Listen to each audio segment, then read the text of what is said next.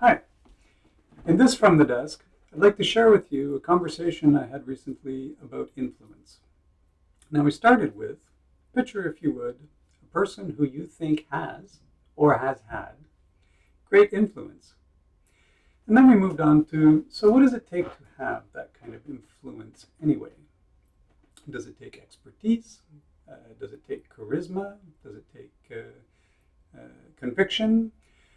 Well, all of those things are important to be sure, but we agreed that the common denominator for having influence on others is managing the things that are influencing you.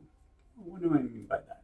Well, things like the news, finances, other stressors, the accumulation of your personal experiences, and other things like people who are not cooperating. Oh, that's a big one.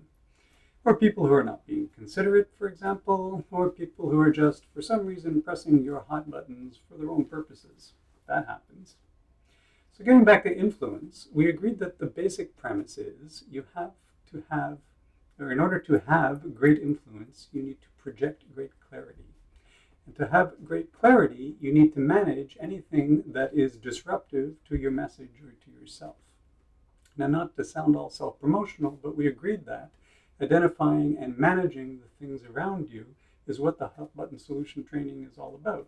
Now, I know that might sound like a pitch, but it's not. That's just the context of the conversation that we were having, which wrapped up with this conclusion.